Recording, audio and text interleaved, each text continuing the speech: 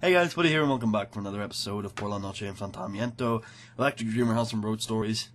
Don't we all? And in this episode I got a couple of ideas floating around my head, and I know that's dangerous for me to have.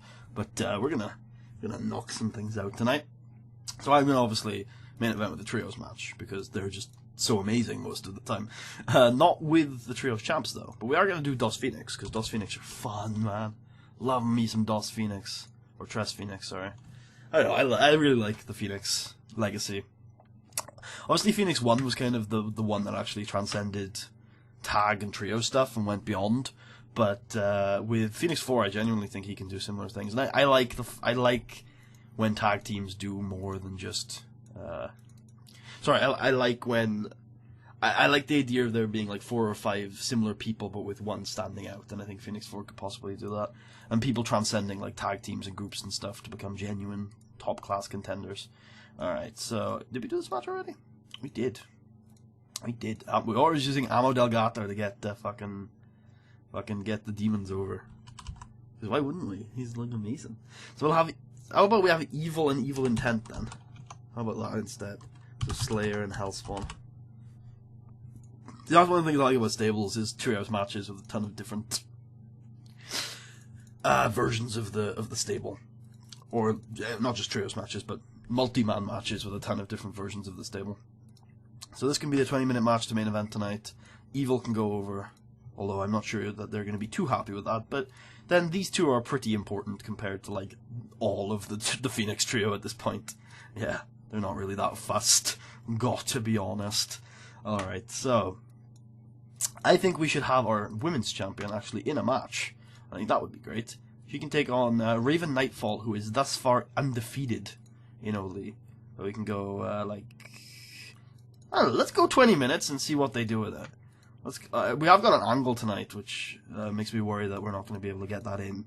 But let's go 20 minutes. Let's just give it a regular match stuff. Yeah, no title on the line. And let's turn this into a storytelling match. Storytelling match. And then also, what did I want to point out? Oh yeah, I wanted to point out the trios titles are now at fucking 90 prestige, which is pretty ridiculous when you think about it.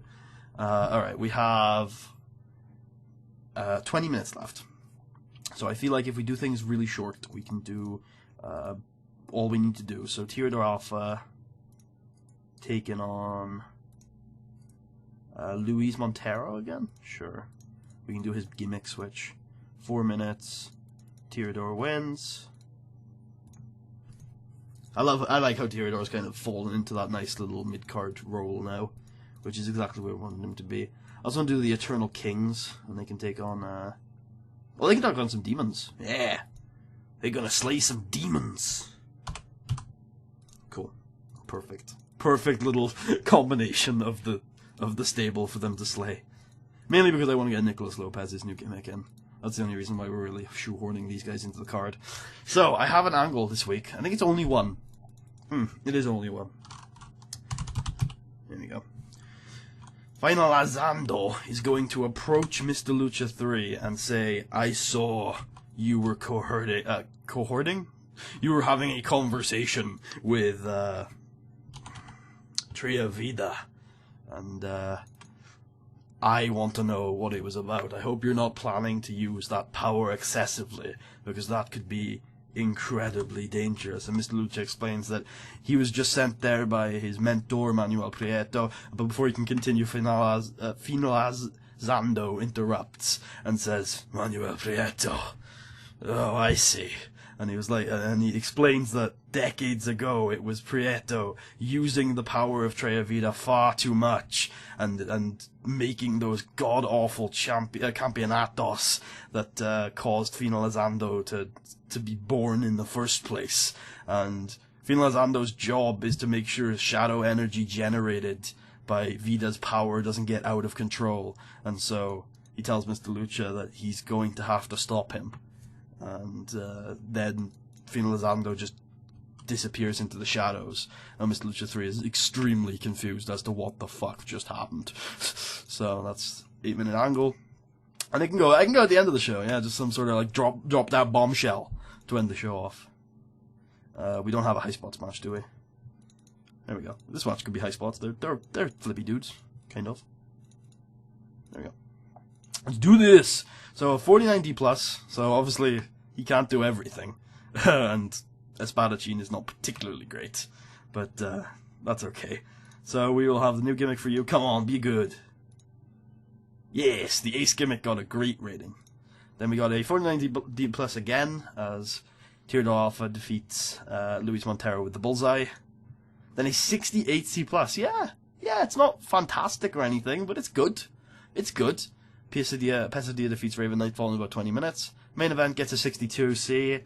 Not too surprising. Like, Amo Delgato is the guy who kind of makes these trio matches good. And Tres Phoenix are defeated by this collection of El Engendro del Inferno. So we probably should put the women's match on last. And the main event gets the final segment gets a 65C. Finalizando was underwhelming, which is fine. And he's also getting better at this Dark Dragon gimmick. And yep, he tells Mr. Lucha that if Manuel Prieto is back, and you can see the mask too, he's like, that mask is very similar. Look, I'm not going to let what happened 30 years ago happen again. And I'm going to have to stop you. And Finalizando disappears into the shadows. Increased our pop in all of Mexico aside from the one we were in, West Central, and decreased our pop there because, I mean, it was worse than the 62 that we have there. And gets a TV rating. We're back down. Nobody wanted to see the exciting developments that were on this show, which I don't really blame them that much. And we're up to 40. Okay. Might have some media shit to deal with this episode. Alright. So let's coverage in Mexico. And first of all, I'm going to go with free-to-air to see who's on free-to-air. So we've got you guys, and TV Mex, who, you're cult guys. Los Portes Hoy, though, you just need in-house broadcast quality, and you will agree to sign with us. Then pay-per-view, Demand TV Mexico, who are good. Oh, no. It's Selección Mexico, right? Yes, Selección Mexico. Pardon me? Oh, I guess maybe it's 40 point something, and we don't have that point something. Okay. We'll wait then. What about Riviera? Oh no, Riviera Page TV are like Cult. I was like, wait, what? Cult for small, really? I guess you work with SWF, but still. Whatever. Okay, well, that's about it then. I guess we will get pay-per-view. I tell you what, we will get pay-per-view after the next live event. How about that? We'll put out, like, not a benchmark, what's the word? A watermark? No. Maybe it is a watermark, I don't know. Some sort of, changing of a guard. The epoch of OLLIE will be that live event, and afterwards we're on pay-per-view, and we've got a free-to-air TV deal, so we can get more fans from our TV shows, as opposed to making more money off of them. Because if you have a look at our revenue streams, most of our revenue does come from ticket sales, not from television revenue. So we can afford to lose all that TV revenue, especially with pay-per-view revenue coming in. And I'd rather try out free-to-air TV, because apparently you get more fans from it. So I assume that means your pop rises faster. So try it out.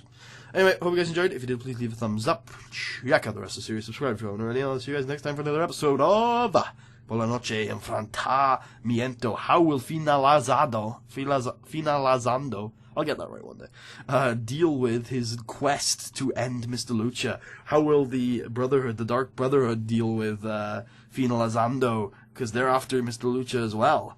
So, and how is Manuel Prieto going to react now that he's recovered from that ordeal? Is he going to be on screen? Is he going to help Mr. Lucha 3? I don't fucking know. Find out in the next episode. I'll see you guys then. Adios, amigos. Awesome, that actually fucking worked. I'm surprised that fucking worked.